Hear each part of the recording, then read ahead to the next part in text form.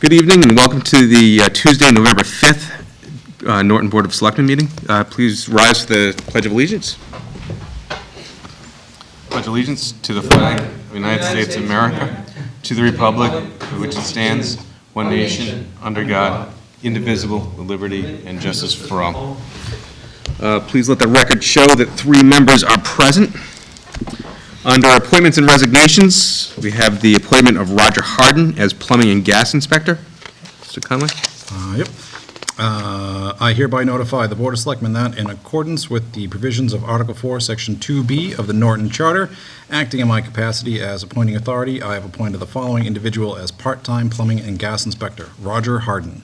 Said appointment was made on November 4th, 2019, in accordance with the provisions of the Norton Charter and will be effective November 19th, 2019, unless the Board of Selectmen votes to accept or reject the appointment prior to that date. I specifically request the Board's acceptance of this appointment with an effective date of November 18th, 2019. Have a second? Second.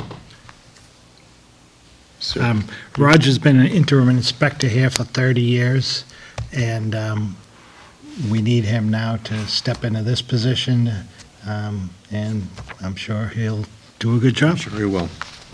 Mike, can I just ask, is this a position that reports to you? Yes. So we have a motion and a second to accept the appointment of Roger Harden as Plumbing and Gas Inspector. Any further discussion? Seeing none, all those in favor? Aye. Unanimous.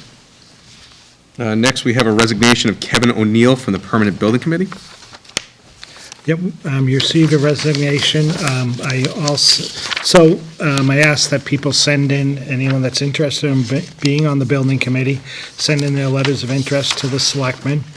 And we have a joint meeting on December 5th with the school committee, because that has to be a joint vote of both committees.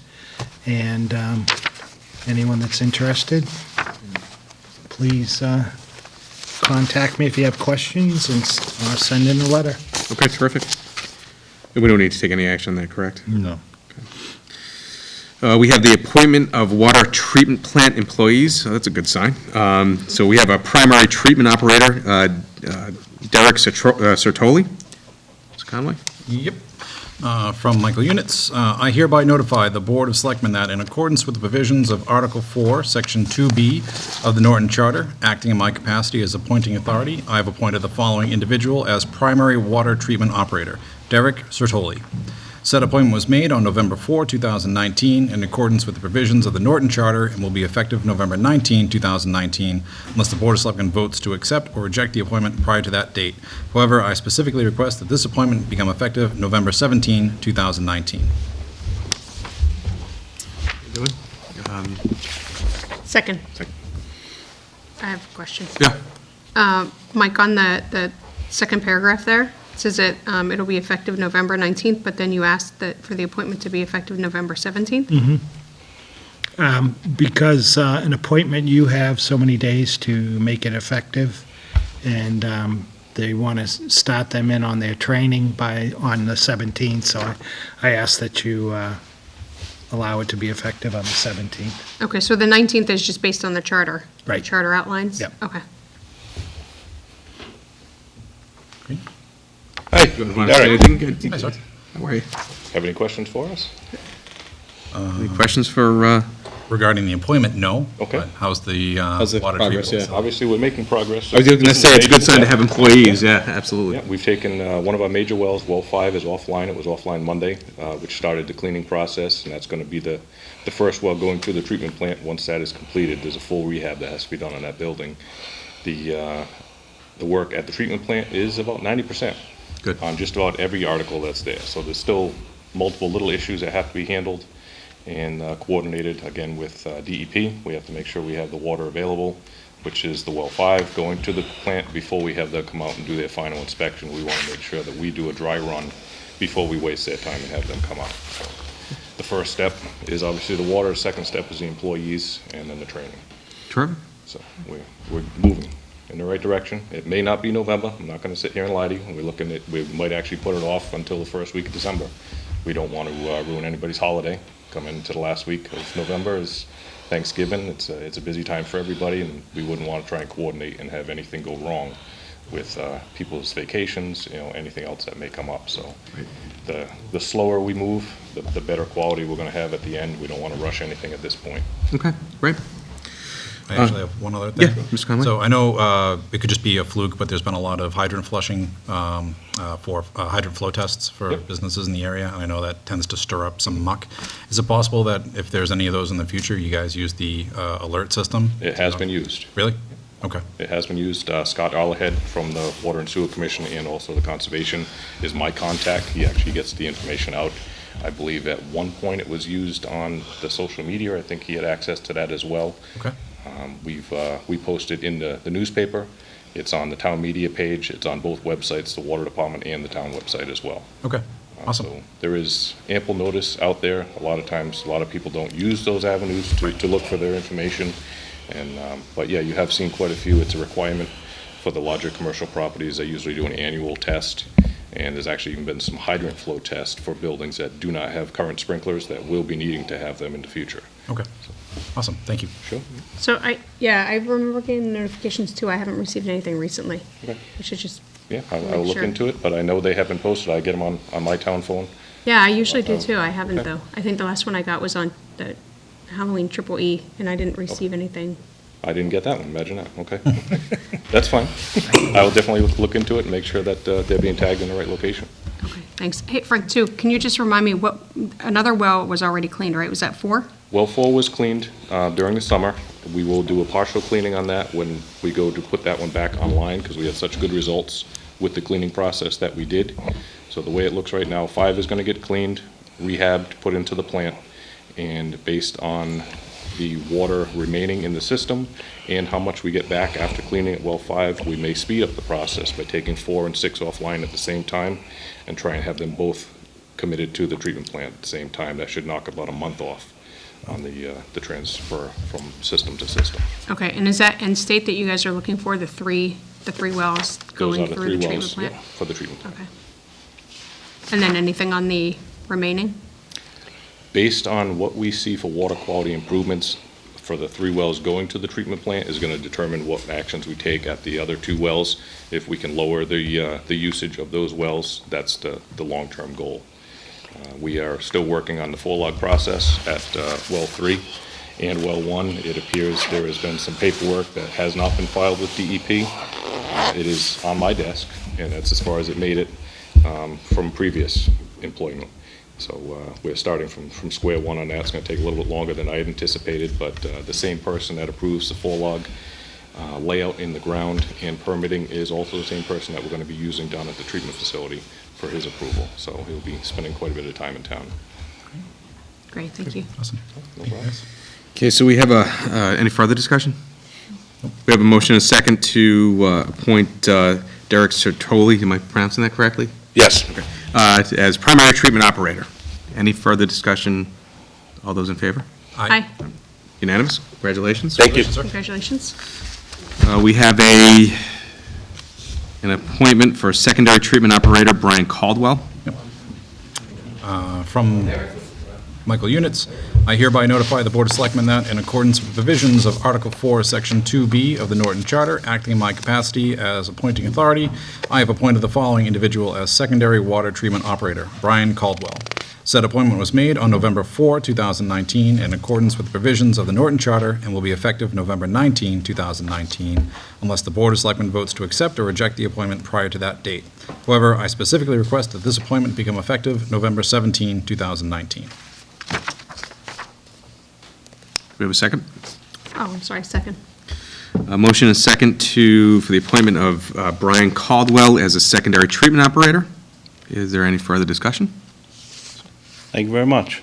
Mr. Units? Can you just explain what the difference is between primary and secondary? Sure. The primary operator is going to be basically the lead technician, primary technician at the treatment plant. DEP requires a minimum of 35 hours per week first shift for the primary operator to be on hand, provide any necessary training and explanations for the second shift or third shift if needed. Right now, we're looking at a first and second shift as a mandatory startup for the first 3 to 6 months, which is a DEP mandate. The second shift operator, which would be a secondary operator, is going to cover second shifts, weekends, And any time that the primary operator is not on hand in the plant, whether he be out for vacation, sick, anything like that, we have to have a licensed operator at least one grade lower than the system requirements in that position. Excellent. Any other questions or further discussion? Is there going to be another secondary operator? Yes. I'm doing the math, okay. It's up there. Nights, weekends. Just stay tuned. Yeah, it's going to be a lot at startup. Yeah, the startup is going to be difficult on everybody. Yeah. Great, thank you. Thank you very much. All those in favor? Aye. Aye. Unanimous. Congratulations. Welcome. Thank you very much. Thanks, sir. And to Mr. Conway's point, we have an appointment for Christopher Perry for a secondary treatment operator. See, I like to be surprised. See, you're not reading ahead. It's a pleasant surprise. See what, I hereby notify the Board of Selectmen that, in accordance with the provisions of Article 4, Section 2B of the Norton Charter, acting in my capacity as appointing authority, I have appointed the following individual as secondary water treatment operator: Christopher Perry. Said appointment was made on November 4, 2019, in accordance with provisions of the Norton Charter, and will be effective November 19, 2019, unless the Board of Selectmen votes to accept or reject the appointment prior to that date. However, I specifically request that this appointment become effective November 17, 2019. Second. motion is second. Any further discussion? Seeing none, all those in favor of appointment of Christopher Perry as a secondary treatment operator? Aye. Aye. And we want to make sure, I just want to make sure for clarification that we're authorizing this for November 17th. Correct. Okay. Excellent. Congratulations. All right, thank you very Thanks, much. sir. Thank you. Congratulations. Thank you. And, we're good? Yeah, thank you. I have another question, Frank. Sure. No? Is- Shocking. It is shocking, isn't it? I'm waiting for a metaphor, by the way. Metaphors to come. You only have an hour. No, so is this, so I know you said this is a mandate, right? That to have the 3 operators to start for 36 months, so, As a minimum, Oh, yeah. it's a mandate to have one primary and at least 2 Yeah. secondaries, yeah. so what's your goal? The goal actually would be to go to an automated system, similar to what our wells are now, where we have an 8-hour shift during the day, Monday through Friday, and the hours of operation that happen after that are run by the computer, which is a SCADA system. And once DEP goes through all the testing and lockouts that we have in our existing wells, which will now be converted to a pump station, then they're going to go to the treatment plant. They're going to also look at the same technology that we have there. Once they're satisfied with all the interlocks, all the chem feed systems and everything, that's when we should get approval to go to the automated run for the unmanned hours. This can take 3 to 6 months. 6 months is the average, and it's typically been the longest for anything in this area. So we're hoping, obviously, for the shorter. But we have all the technology in place already, no additional spend for that? Everything is in place and being completed. Okay. Any potential risks or challenges? Many. Good answer. It's a lot of little systems, and now they're trying to finish their systems and blend them with the mainframe. Okay, There's a lot of meshing that's got to go on. I'm waiting. You only have an hour. It's true. And then Frank, you had mentioned first week in December, possibly to get everything fired up. And is that water going out to the town, or is that water coming into the plant? Because I know that there There is 2 separate issues there. The water from well 5, once that's completed, has to be put into the plant, obviously test all the filters at pressure. Then there is a 72-hour pump test, which is a pump to waste. That proves all the chem feed lockouts, pumps, everything. Prior to that, we cannot put any water in the system. At that point is when we would have DEP scheduled to come out, witness exactly what we've already done the run-through, and get the approval to put that water into the system. Okay, so pending the successful completion and sign off by DEP after that 72-hour, we got well 5 flowing through the pipes. That is the best possible answer I have for you right now. Beautiful. If something changes, you'll be the first to know. All right. Thanks, Frank. Sure? All right. Thanks, guys. Thank you very Thanks, much. guys. Have a good night. We're going to take one thing out of order and get an update on the REITs across America. Pat?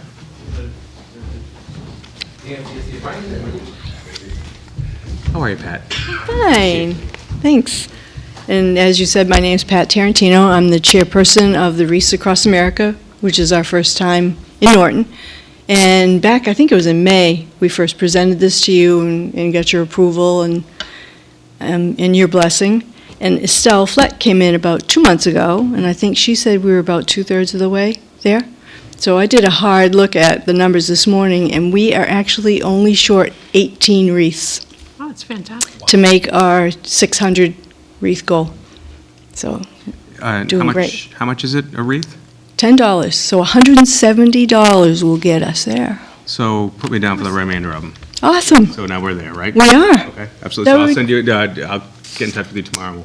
Yep, you can just write to Reese Across America and drop it off for Estelle or mail it to Okay. me, whatever's easier. That's wonderful. Say 17 or Thanks. 18? Well, 17. 17. Anything over that will automatically go to Bourne, Okay, we'll to just the national park. do it But 20. that's for Norton. Okay. Thank you very much. Thank you. That's it. Any questions questions? for that? Oh, we're on the Norton Media Center Okay. now. The event is December 14th, it's Saturday, and it's being held at the Common Cemetery, which is right across from St. Mary's Church, and it starts at noon. And the public is welcome. We've got Girl Scouts that are coming out, and they're making posters. We'll be in the Veterans Day Parade, but we're slowly trying to get all the logistics of that ceremony itself together, so we can. I had a nightmare the other day that I was the only person putting 600 wreaths on graves. I was there for a very long time. So please come to help us lay those wreaths down. What day is that? Sorry, Pat? It's Saturday, December 14th, Saturday the 4th. and that date is chosen by the United States Senate, and that same ceremony is held across the country at the same time. So it's noon here, and it's 9 o'clock in California. And recently, they posted that last year was the first time they actually sent 9,000 wreaths over to Normandy for the American cemetery there. That's great. So it's really cool. So how do people volunteer? Do they reach out to you or Estelle? Right, either of us. Great. And we'd love to have everybody. Okay, any other questions? Thanks. Thank you, and thank you. Thank you, my pleasure. Okay, under licenses and permits, we have a request of Norton Recreation Norton Recreation Commission for authorization to close Library Square from approximately 4 o'clock PM to 6:30 PM for the Festival of Lights, to be held on the Town Common from approximately 5 PM to 6 PM on December 8th, 2019. So moved? Second with a question. Everyone's signed off on this, Mike? Not yet. No? It will be. Okay. Yeah, this is a great event every year, so. What is the library square? Is that just the street? Yeah, and when you come down to the common, if you Yeah, go- bear to the right, that, Okay. right there. That side. I didn't know it had an official name. Yeah, it's getting all fancy now. Right. Okay, so we have a motion and a second to approve the permit to close Library Square on December 8th from 4 PM to 6:30 PM. Any further discussion? All those in favor? Aye. All right, unanimous.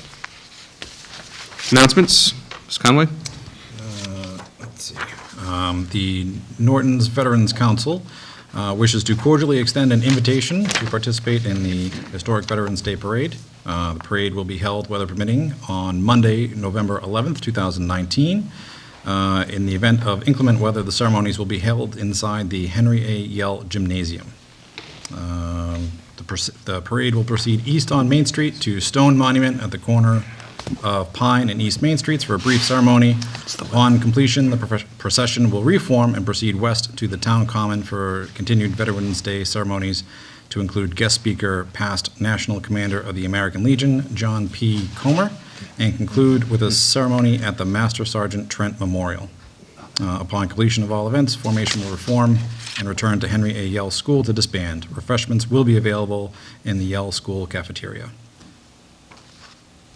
Anything else? Not that I see. Ms. Daly? No. I've got one, the Board of Selectmen will conduct a tax classification hearing in accordance with the Mass General Law, Chapter 40, Section 56, on Thursday, November 21st, 2019, at 7:15 PM in the Selectmen's Meeting Room in the Norton Municipal Center, 70 East Main Street. Under new business, Blue Star Industrial Park, Leonard Street, discussion of road work and road closures.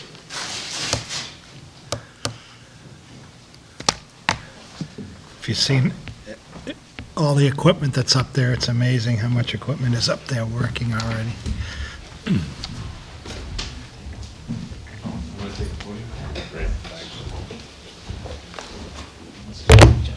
Sure.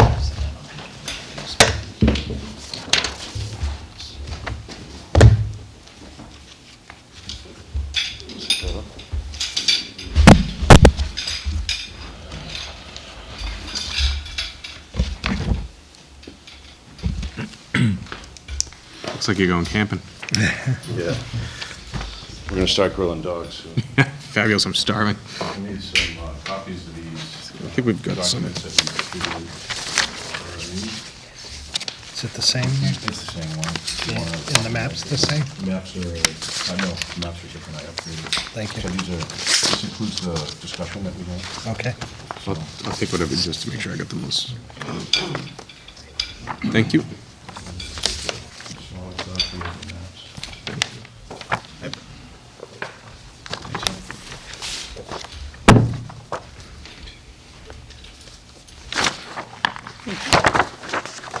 We have an extra copy to give Mary later. With two.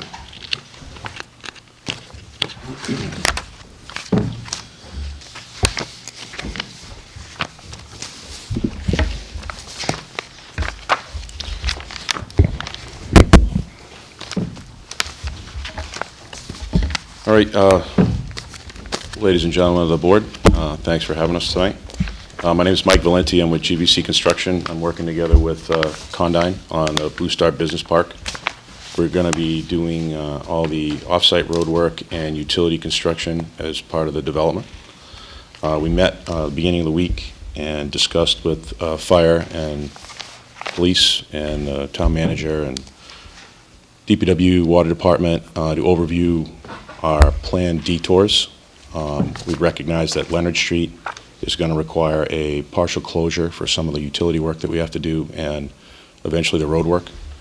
We've also identified that the work we're doing for the force main along East Main Street is going to require some partial detours to help us get that job completed. So the minutes that are in here are adjusted minutes from the meeting. There was some discussion at the meeting at the job site on October 28th. But the main thing we'll start with is Leonard Street, which is the, let's see. Actually, I gotta double check on the map side. No, I think I only gave you East Main Street. And this in the packet.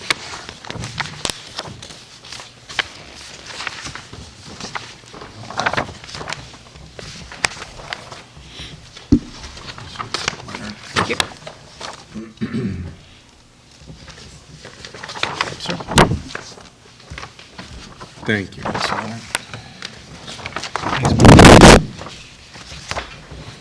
And what we are going to do is, as part of Leonard Street, there's house number 54, which is at the curve on Leonard.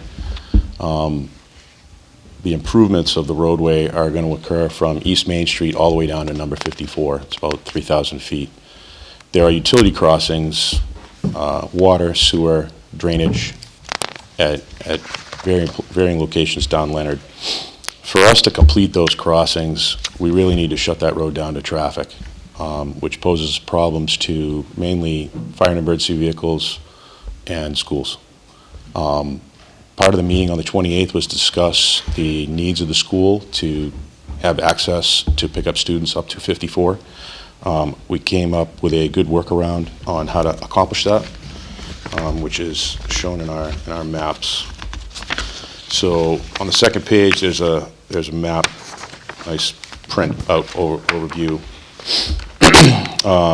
The orange marks on the drawing show each of the culvert crossings, the drainage. The green line is the sewer, and the blue is the water crossings that are going to come across Leonard. The three main culverts are going to be our early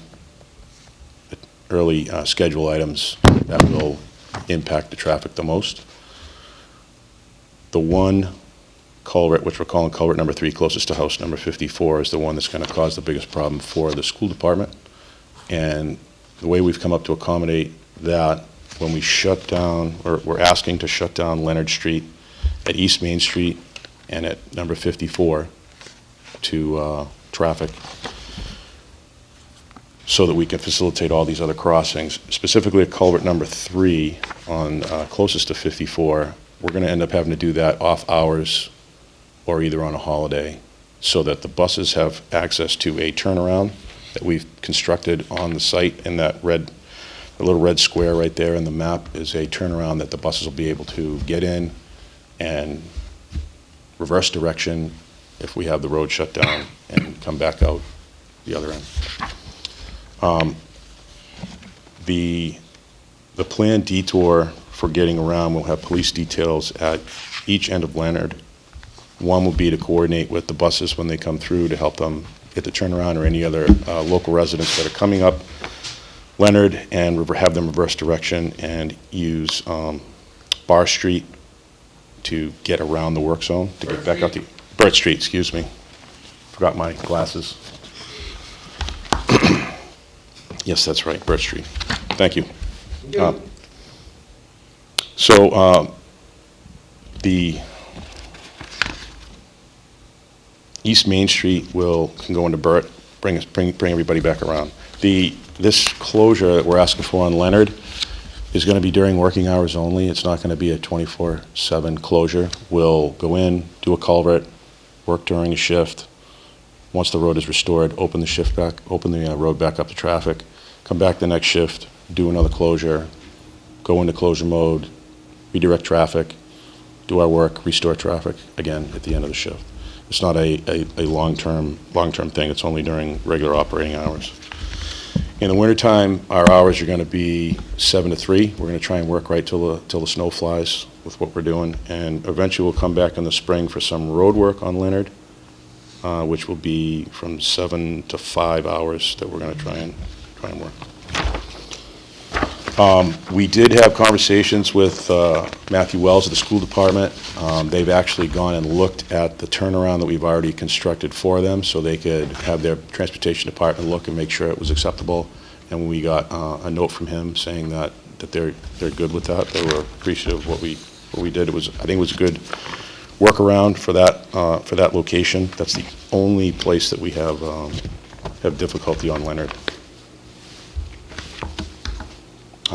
When we do work that closure on a weekend, we'll give 24-hour notice that we're going to be working on a weekend in that area, so we can get the word out to the residents.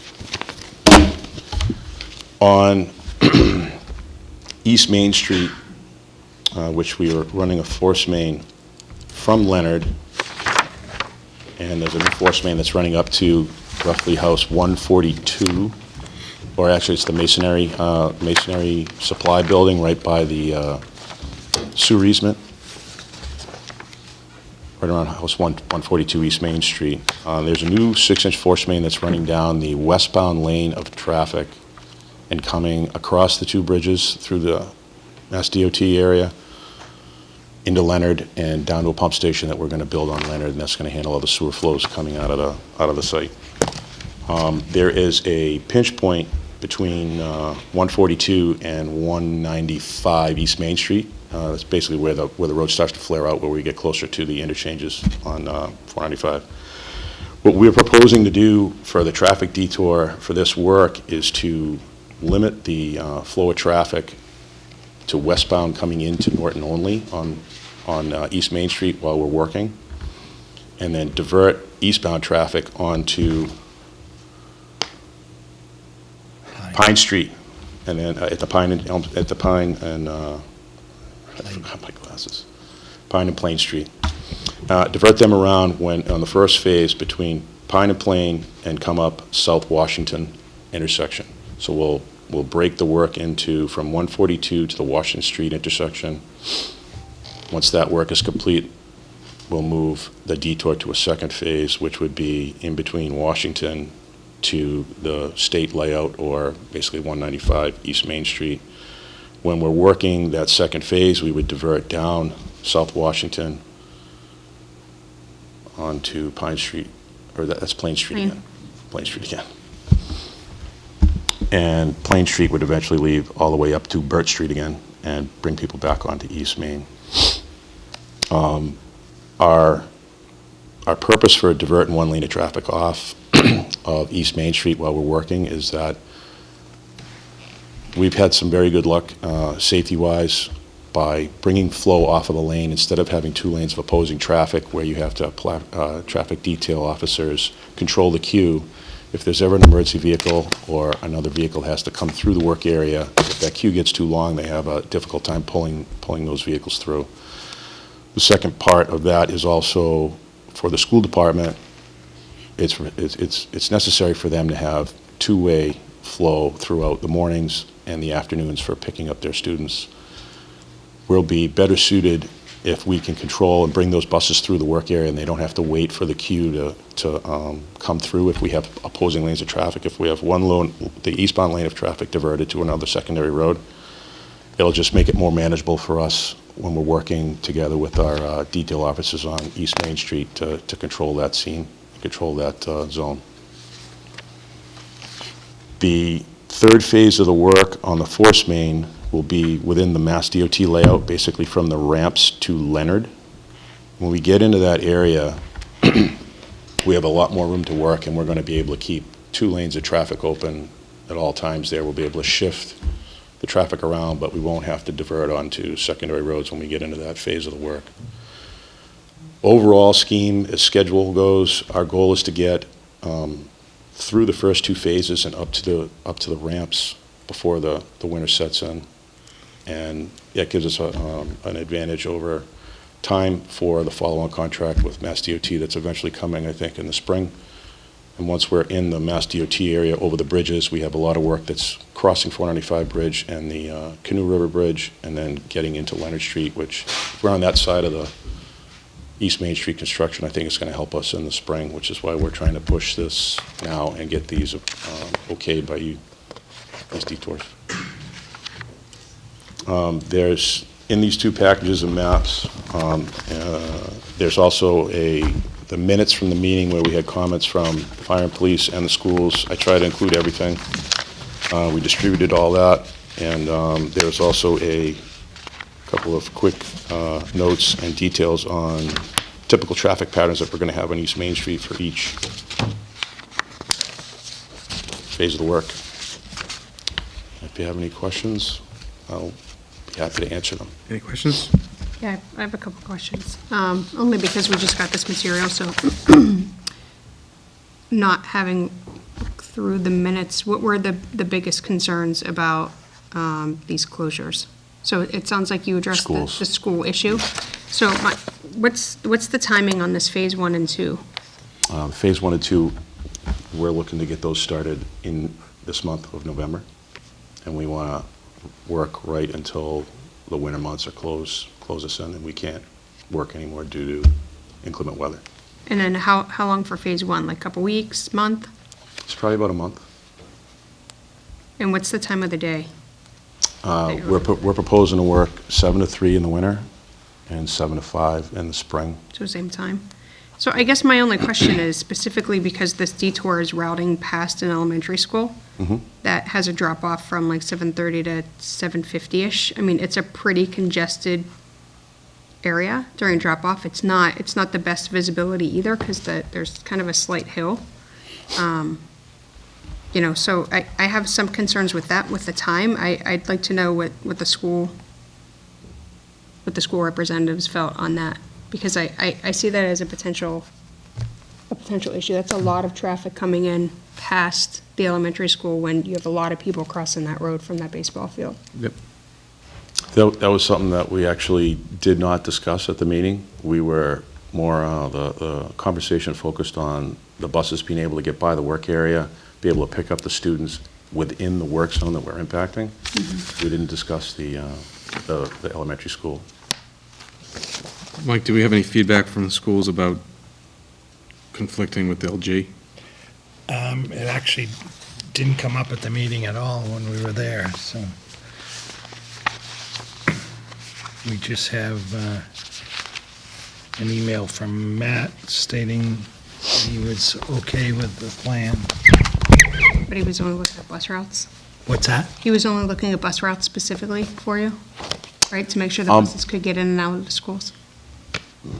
I'm sure he was looking at more than just bus routes. I can't speak for Matt, Yeah. but that topic did not come up specifically. Ms. Deli, what time's the drop-off? 7:30 to 7:45. So the buses, they actually unload at 7:35, but probably about 25 after. Like you have traffic all the way out into the street. and the flow of it, like it is, like just for parents to get out of that lot, it's pretty difficult. So where's that located on Plain? Is that right here? Right above Halfway the down? Google. Chief, you got my ESP? We can't go to the other route because it's restricted on the other side, I think. We talked about using the other road, but that's Like using cross street. We right, but can't that's because it's already impacted. Chief, would you Right, mind right. coming to the microphone so we can hear the dulcet tones? I don't really have an issue with the detour. I mean, it is major inconvenience, there's no question about it. There's certainly a lot more traffic that's going to be down there. You know, one of the first things I think of is the tractor-trailer trucks that are going to be coming down and having to make some turns. I mean, you're going to get some calls about it. We certainly should notify residents. But I don't know if there's any other way around it, to be honest with you.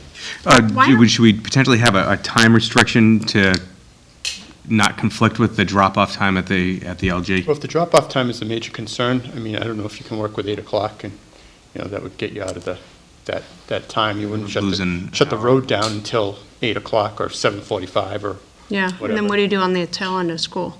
Right, then you have the what 2 time, o'clock. they get out early, right? Yeah, they do. And you're working 7 to 3. Do you know what time they get out off the top of your head? I think it's 2 or 2:05. The afternoon traffic won't, you know, I don't think that's as bad as the morning traffic, but It's definitely not, because you have, you know, kids who are in the after-school program Mm-hmm. and other things going on, but you brought up a good point, though, about the tractor-trailers. I mean, I'm surprised that we're not down by 140, that we're not diverting them up 140 to 495, as opposed to down Pine Street and then Plain in South Washington. Like, I would think that we would try to at least divert the heavy loads. you know, the other thing, you're gonna need at least 3 detail officers from the way I see it. You're gonna need somebody at North Washington and South Washington Street, one prior to the start of the construction at the hump, and then another one at Pine and Elm.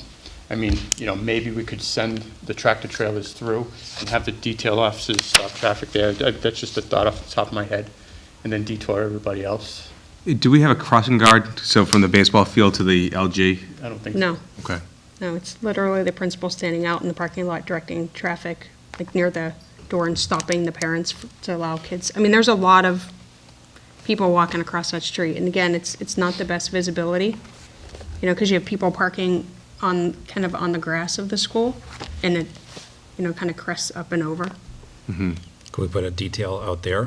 Yeah, I was going to say, I mean, I don't pretend to be an expert on this kind of thing, but, you know, certainly you and your department are, so, and if it makes sense to have an extra detail there, I think it's worth the, looking into. Okay. Worth the expense. I'd prefer to know that that was being taken, I mean, even if we divert one of the officers from another location for the time the schools are coming in and out, I think it would make a sense. I guess what would be the difference between adjusting an hour to miss that? Even if you blocked it off at, starting at 7:45, the majority of the traffic is. I think that's something we could probably be flexible and work with. And the good thing about us breaking it into pieces at the Washington Street intersection is that this is only for that first initial piece until we Right, get to right. there. And then the school is out of the picture because we're on the other side of the intersection. Yeah. So we just have to take our lumps on that first piece. But I think we could probably make an accommodation on hours to accommodate the school. Would you guys go 8 to 3 or 8 to 4? 8 to 3 would be fine. Okay. And then my only request would be that if it starts posing a problem at the end of the day, that we reevaluate and see about, I think an officer probably would be better at that point. I mean, again, you still have a lot of kids running across the street, Right, kids and parents. right. That's because Plain Street's got no sidewalk. It's true. And, oh, the other thing, Mike, can you, the actual school zone signs they're not timed appropriately. Can you have somebody look at, I've been meaning to say that for like the past year. Can you have somebody look into that? I've actually looked into, and I'd like to see about how we can go about doing this, because they're about That's right, I'd $4,500 call him. or $5,000 is getting those solar speed signs that flash, and they tell you how fast you're going, and put them up at a couple key locations. One would be, you know, Plain Street, but they're about $5,000 a piece. So but I think it would be beneficial, because we put the speed monitor out, and, you know, anybody that's driving that sees you slow down right away. Like, it's just a great tool. So. Okay. Any other questions? So I got a message from somebody who lives on Burt Street that's concerned with the added truck and traffic flow through there. Said it's narrow, people already speed down through there. There's no sidewalks, much like many parts in town. So is there any additional enforcement that we can do? Because it sounds like I don't see another option to get traffic through during Phase 2 around this area. We've done that detour before. We did it for the major Bridge. project going in from 274 East Main Street, when they redid the water main. That's right, and that's what it stuff. was, yep. We really didn't have any issues, but I can add it to the extra, when we do this, we can add it to the extra patrols. Okay. I wouldn't say necessarily all the time, but, you know, a few intermittent ones to just reinforce that would be good. Can we consider too, like at these major intersections like 123 and 140, putting some sort of signage there to direct tractor trailers down towards 495 as opposed to getting them into this back road detour? So we're going to... On both ends, actually, right? Burt Street, like rather than going Burt, heading down Plain to Bay Road? Could probably, we're going to add, we're going to install 2 VMS boards for giving everybody a heads up that construction's coming and try and seek alternate routes. We could probably alter that message to ask truck traffic to go down that route, or Yeah. we were going to put one of the VMSs at Elm, in the square area there, but I think we could probably move it back so it's in front of 140 and try and get some of those trucks or vehicles to grab that alternate route. Right, before putting them in the mix. Sure. That's, The other VMS we're going to have go down on the other side of Leonard, or maybe we'll put it down at Burt and try and get people to do Bay. yes. Right.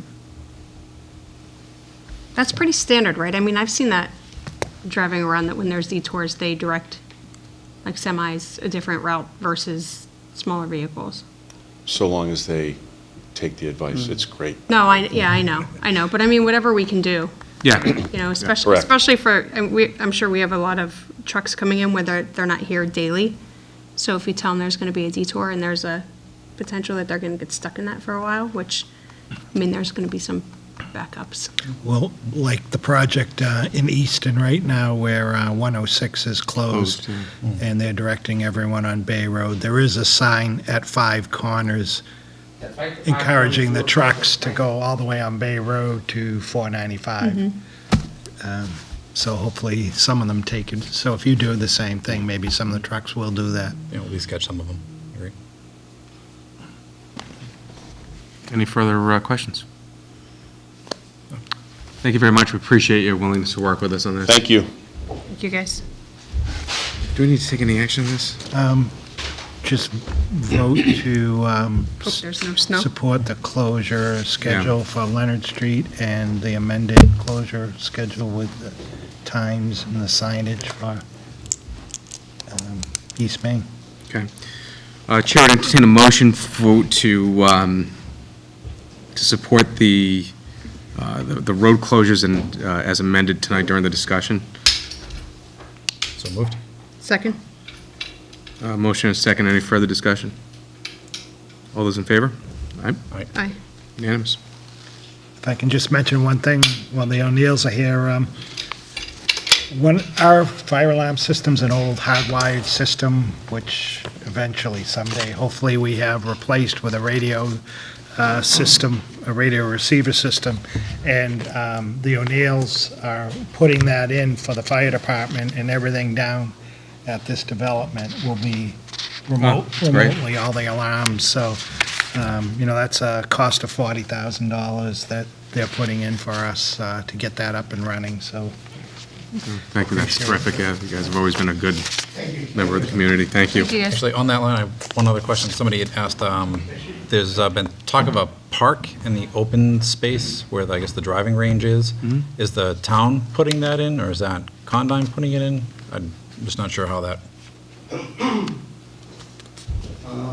My name's Don O'Neill from Condyne. There's one end down near House 54 that we'll have a small gravel parking area and a walking path that's less than 3 feet wide to go all the way down to the Canoe River and back.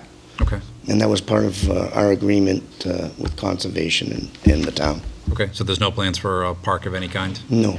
Okay, Yeah, but it's open space. Yeah, Yeah. there's some open space, yeah. so. Thank you. Thank you. Appreciate it. Okay, next under new business, we have the report of the police and fire chief regarding overtime. I see the police chief, Chief Clark. The fire chief couldn't be here. I gave you a report Yep. from him, but he can't be here when it got changed from Thursday to Tuesday because he's teaching a class Yep. tonight. Okay. But Yep. I know every year the overtime comes up, police and fire, because obviously they're a 24/7, 7-day-a-week operation, and Brian can just give you an understanding of the overtime. Yeah, so every once in a while it does come up. I remember in 2013, I had a conversation and sent Mike a memo about overtime and that we, it was reaching a certain amount and I thought we should hire some more people, so we did that. Last year, the Finance Committee again kind of asked, what is overtime used for? Why do we need it?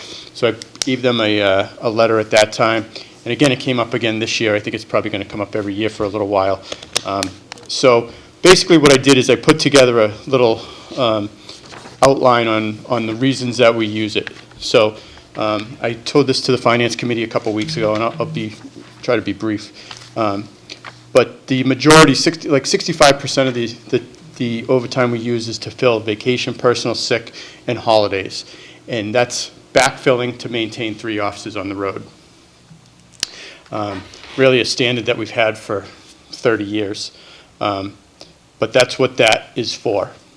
About 15% is for like comp time or miscellaneous. It's kind of a catch-all phrase if somebody's held over for a late call, or we're backfilling military leave, or coordinating some type of community events, or transporting prisoners, or maintaining equipment on off hours. That's the account that's in. Training, it's kind of self-explanatory. 11%. Every officer has to go through at least 40 hours of training a year, plus 16 hours of firearms that are increasing every year. De-escalation, use of force, certainly mental health issues is a new one. Crisis intervention, legal update, leadership, professional development, things like that. Investigations is only about 5%. That's if, say, a detective gets called in to go to a housebreak or sudden death, or if they investigate a drug-related crime, do a drug investigation, something like that. And then court time, which really I have no control over, which is if an officer summons to go to court, that's only about 4%. So this is basically, like I said, the same thing that I gave the Finance Committee. On the next page, you kind of see the overtime allocation, how it's outlined, what we did for the last 3 years, what we did last year, where we stand this year. So I did put together, I didn't give this to the Finance Committee. I spoke kind of sidebar with a couple of members of the Finance Committee, and one of their questions, I believe, is, will overtime decrease if we hire more people? And the answer is yes, but it's not 1-for-1. So back in 2013, when I talked to Mike about adding people, we were basically backfilling on a daily basis, 1-to-1. So if, say, a position is $70,000, it would be cheaper to hire somebody, and then we'll get that $70,000 back in overtime. But we're at the point now where we're not there. It's not 1-for-1. So just for an example, if we put an additional officer on the midnight to 8 shift, midnight to 8 is the only shift with 5 officers. Every other shift, the 3 other shifts have a minimum of 6. And we backfill to 4, maintaining the 3 on the road. It costs about $38,000 and change. So for an additional officer, it'd be about $70,000, but would save about $31,000. Same thing with the 4 to 12 shift. If we filled, if we add another officer, we wouldn't have to fill 76 shifts, which is a total of about $42,000, which would have an overtime savings of about $27,000. But there is an increase to the overall budget. Like, it's not 1-for-1. It would be an increase. And the increase, for 2 new positions would be roughly about the salary increase would be about $141,000, but we save about $81,000 in overtime. So the increase to the budget would be almost $60,000. So I think another document I gave you was like just what I've called a historical perspective of vacancies. Just shows you what's happened over the past, well, basically almost 30 years. You know, some vacancies are planned with retirements, some are not because they become injuries, or other people transfer or you know, resign to go to another department or something along those lines. So, you know, just this year alone, we had one retirement and one transfer. So we were down 2 people through July 1 through the summer until we got the transfer from Hingham that transferred here. But in August, we had an officer go out injured through October. So there was a period of time where we were down like 3 people. And that does cause quite a bit of overtime. So that's kind of what I just wanted to mention. You know, there's been, you know, kind of historically, I actually did like a timeline just for myself. You know, back prior to 2008, the select board established a hiring freeze, so there was no new hires coming in. If somebody left or something, we weren't backfilling. Obviously, in 2008, we had the financial downturn, so it was a bad economy. We actually reduced our records administrator from a full-time position to a 12-hour position. In 2012, I remember that Sandy Hook happened, and when Sandy Hook happened, we got an enormous amount of new license to carry requirements or applications because people thought that the president was going to take everybody's gun license away, right? So that created a burden on us as well. So, you know, back a couple of years ago, we actually added additional person after we were audited, and we were one of the worst departments in the state for firearms licensing processing. Where other departments have 2 or 3 people, we only had 1. So I mentioned in 2013 I plan to hire more people. You know, a couple other issues have arisen. The school resource officer, that was something that wasn't, you know, it was a part-time position. We're now going to add a second full-time person. The opioid and mental health crisis that we've been facing, we've added the problem-oriented policing officer. I mentioned the firearms licensing.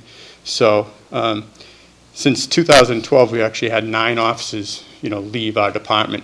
So we're backfilling those 9 officers, but also trying to add officers, and it's really, you know, you're taking 1 step forward, 2 steps back sometimes. So I do think, you know, it's the right time to, we've done a lot of pre-planning. I'll give you an example. We're in the process of hiring now because we know there's going to be retirement by June 30th of next year. So we're going to hire somebody before that person leaves. So when that person leaves, we hope to have that person up and running and training so we don't like miss a beat and we don't expend more overtime.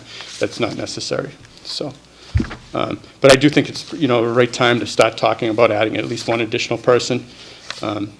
So it's kind of where we're at. I looked at a budget from 1998 just for giggles, and I saw that the overtime, the comparison between, so overtime is in the personal services account, and overtime reflected 12% of the total personal services account. In 2019, it represents 12%. So it's not like our overtime is skyrocketing. It's the same percentage, just by chance. So. And Chief, what's the population growth over that same period of time? Well, I would guess it's, I don't have it off the top of my head. I would guess it's about 7,000 people or so. So. Okay, thank you, Chief. Any questions? I'm going to jump in before Renee. Yes, you are. So I'm sure you thought what you could do with 2 additional officers more than reduce the OT, so. What new things? Well, this is what we're kind of facing, right? We've added a detective in the recent years to assist with the problem-oriented policing and the firearms licensing, you know, more or less. So that person isn't going into patrol to reduce overtime. You know, that's a separate. We're adding another school resource officer. That's not somebody that's going to be counted in the patrol force. So, you know, it's kind of those areas. You know, one thing that I keep putting forward is to have that problem-oriented police officer full-time outside of patrol. It hasn't happened. I don't know how far out that really is. You know, I think our next step is probably, if overtime is an issue that we need to look at, or that the town wants to look at, then we add a person to a midnight shift.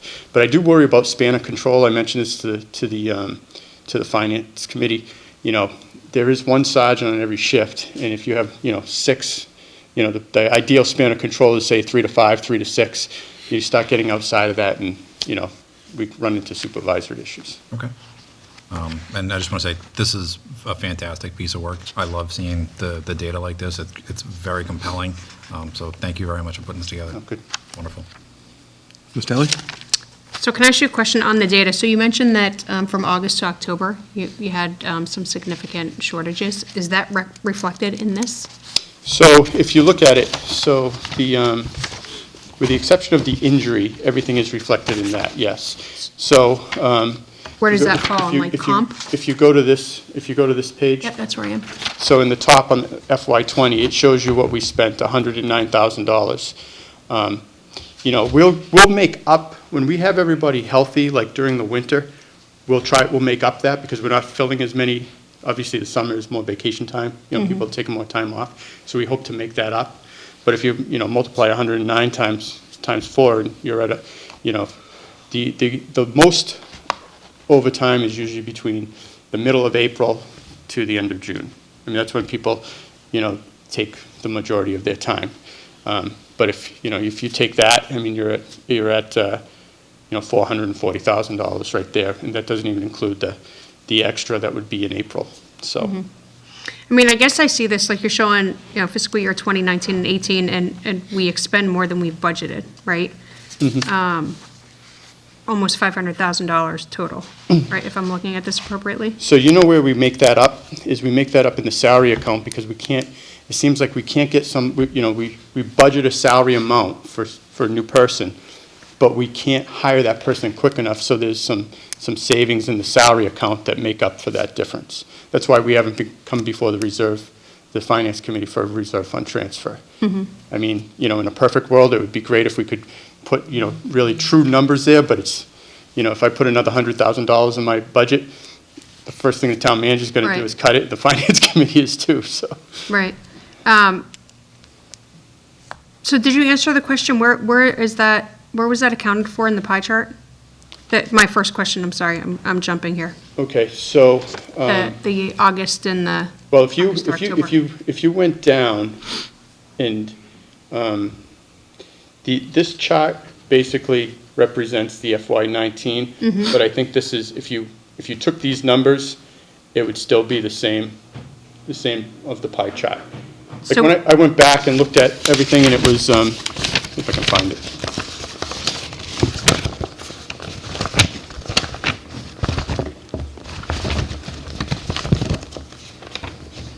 That's one thing I didn't bring with me.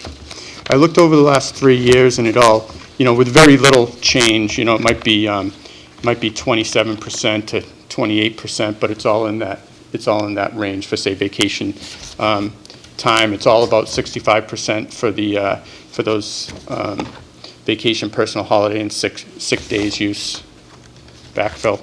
So okay, so if somebody gets injured, it's under vacation? You put the overtime because of that under vacation? that's a separate account, which is injury, which isn't reflected here. Okay. And then my other question is, so it sounds like you've looked at the staffing overall, right? Adding somebody at the third shift or somebody second shift. Has there been consideration adding like a flex shift so that you have a person who might not be dedicated to one, but they would essentially Not cover contractually. these types of things? That would have to be done contractually, which is not able to be done right now. Why isn't it able? I Because mean, there's 4 shifts contractually. We can't make a flex shift. Even when it happens, like, I can't just make a flex shift and tell somebody that they're gonna work. Like, it has to be within the contract. right, I mean, rather than looking at hiring 2 people, could we hire one to be a flex shift? Build a contract. Shane's gonna help us out. Don't touch it. And could you give me an example of like how you do that? Like, so if you hire one person that work, I mean, you have to stay within the FSLA. You do, but I mean, so the anticipation would be if you have somebody who's out for, say, a week, and I did this in one of my previous positions, like we hired somebody specifically for a flex position. So if we had somebody go out on night shift for a week, that week that was coming up, they were on night shift, right? If it was somebody on second shift, then they would cover second shift, understanding that you still have to keep in mind they have to have a certain amount of time away from the office from the time that, they end a shift to the other. But I think, I'm just asking the question, like, have we thought about adding a position like that that's more flexible, that, potentially could be primarily second shift, but would be used in other capacities to fill this and keep that overtime cost down? I think to answer your question, I can't just randomly change somebody's shift, because I have to go by the letter of the contract. No, that's why I'm asking about a net new, right? Like, rather, you were saying that you were looking at a second shift and a third shift. Rather than net new second or third shift, we look at net new flex shift, right? You wouldn't change anyone's contract. It would be something new to the department. Just food for thought, not, I just don't know if I think I understand what you mean. I don't think I can do that. I can change somebody's shifts for up to 45 days, but if I was changing their shift every 45 days, that would be an issue. I don't know if that makes sense. no, it makes sense for existing, but that's what I mean by if we create a new position, that was the position, that was the contract. Like, in that contract, you said, it's a flex shift. Well, the Based on contract those is. parameters, you would. It'd still be subject to the CBA. The contract covers all the officers, not just one. So you'd have to add a section to the contract to account for a flexible shift. Exactly. So it potentially could be done, If they agree to it and the town manager puts it together, yeah. yeah. I mean, that would certainly allow for a lot of flexibility. Right. So, just something to consider. Any further questions? Thanks, Chief. This is Okay. great information. Thank you. Thank you so much. Appreciate it. Thanks, Chief. Good night. And the fire chief did say if you have any questions, Yeah. feel free to reach out to him. Yep. Cell phone or his office phone. Terrific. Can we try to have them at, like, the next meeting? Yeah. Is that possible? So, while we're on the fire department, are we able to share the letter that was sent? It's kind of an internal Okay, document. that's what I thought. Yeah. Oh, I thought it was posted on the There, website. there is a message posted on the website. Yeah. He had sent a Oh, right. more detailed thing to Mike. Okay, next on the new business, we have the review of the cemetery department fee schedule.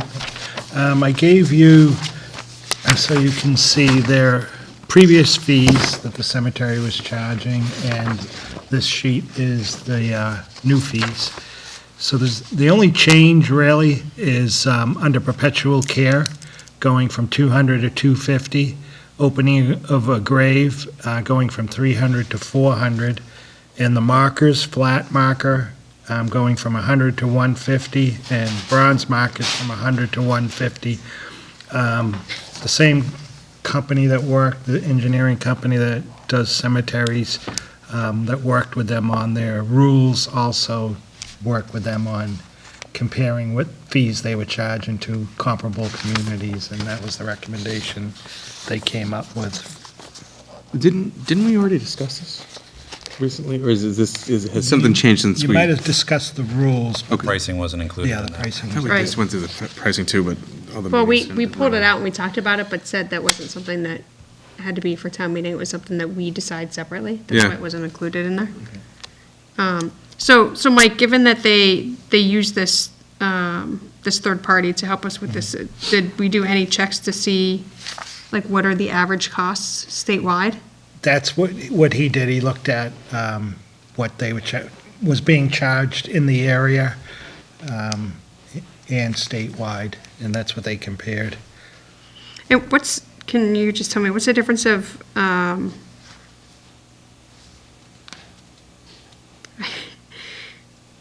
there's a line item here, opening of grave for legal investigation for 300 versus opening of a grave for 400? I feel like that's like sound like a Jeopardy topic, didn't it? Like, what is the difference? I mean, why? So it means a discount for legal An Because it's a investigation, yeah. legal investigation. versus for fun, I suppose. I don't know. Oh, it's Halloween, right? You have to start watching IDTV and Well, that's what I'm thinking, like, why else do you open Oh, It could be a transfer. Could it be, you know that portion that we don't have anyone here that can talk to this, right?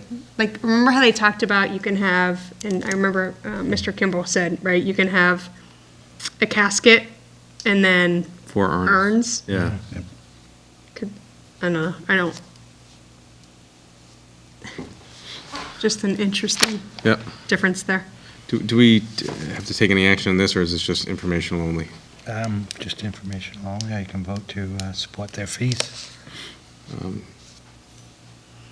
Can I just ask one more question? Sure. What exactly is perpetual care space? Say that perpetuals. The second line item, perpetual care? Because that one increased from 200 to 250. It's per space, so perpetual care per burial space.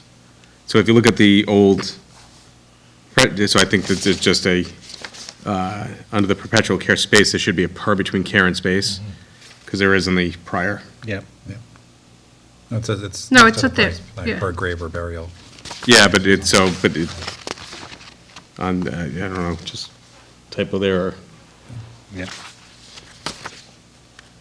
Are there any fines that, I know based on the rules that were put in place, right, there are a lot of specifications about what you can and can't have around a gravesite or a headstone. Is there like a system where you fine, or? I don't remember if there were any fines included in the rules. I don't remember seeing them, but they could probably just gives them the right to remove it. Whatever, if there's something's left that's not supposed to be there, they can just take it and toss it. On removal and burial within same lot, they're missing a T on that one. Yeah. So before it gets Yeah. posted. And this will get posted up on the website? I'm Yes. assuming? Okay. Any further discussion? Seeing none, Chair would entertain a motion to support the amended cemetery department fee schedule. So moved? Second. All those in favor? Aye. Unanimous? Okay, I lost my agenda. Ms. Deli, how are you doing on time? Probably about 5-10 minutes. So, are we able to move the old business for discussion next meeting? Is there anything critical there? Nope. Okay. So we just checking to make sure there's nobody in the audience that wanted to talk on those? Anyone? Okay.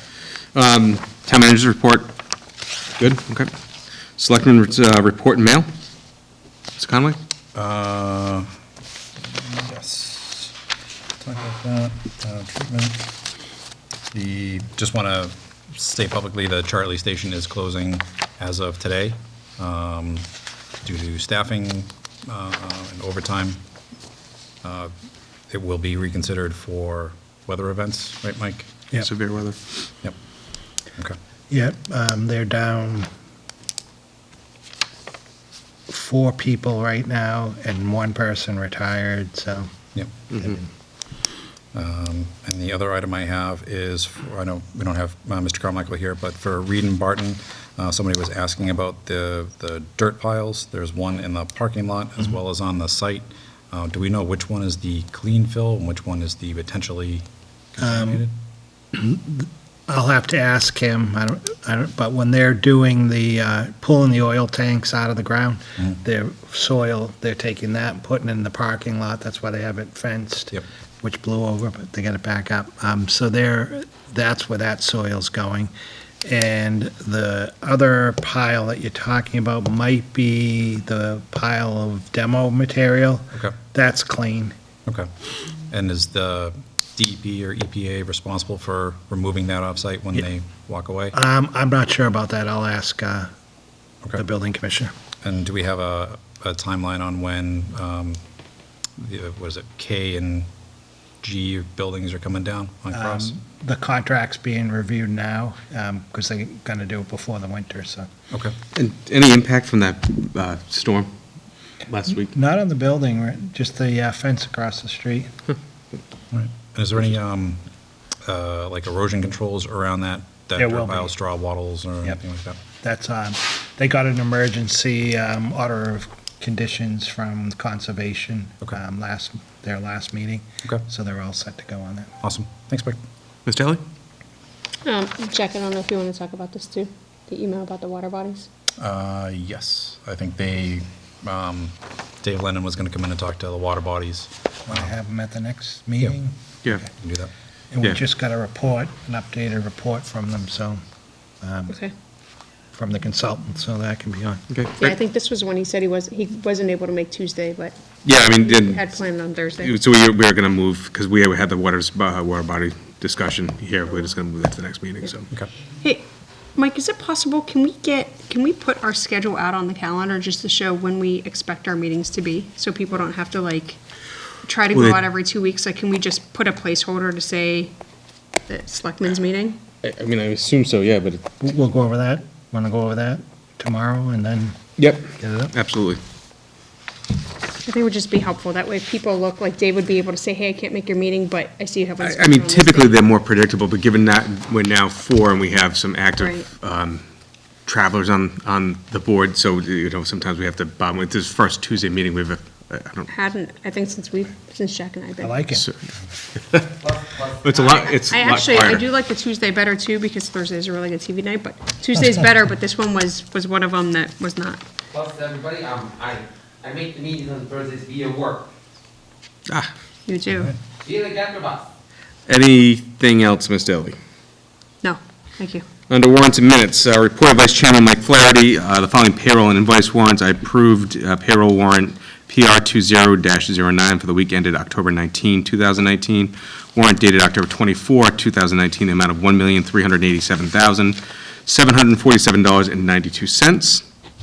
I also approved invoice warrant AP 20-17 dated October 24, 2019, in the amount of $101,654.63.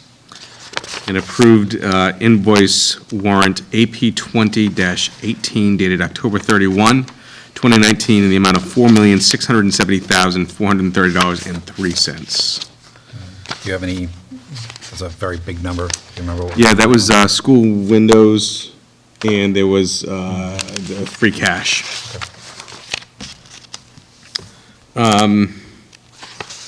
We've got some minutes to approve, which, given Can we, we can Yeah. push that, we can punt that to the next meeting as well. if you want to do the June 27th, I wasn't there anyway, so I was going to abstain. Well, Mary's not here. Yeah, we don't have a quorum for You it still then. need to have 3 positive. Okay. Yep. So, next meeting's agenda, if anything pops up, please send me a message, we'll get it on there. Okay, before we adjourn, can I just ask two quick things, Mike, on another topic that was on there for the remote participation? Can you just follow up with both the planning board for the signatures of the folks who haven't signed the document that was presented to us, especially the one who actually participated remotely? And then it looks like the zoning board, only the chair signed, so if we can push that back to them and get those signatures. But thank you for including these. And the Board of Health voted, and they checked off not to allow remote participation. They only have a 3-member board. Okay, so, any other business come before the board? Seeing none, Chair would entertain a motion to adjourn. So moved. Second? All those in favor? Aye. Unanimous. Thank you, Shane.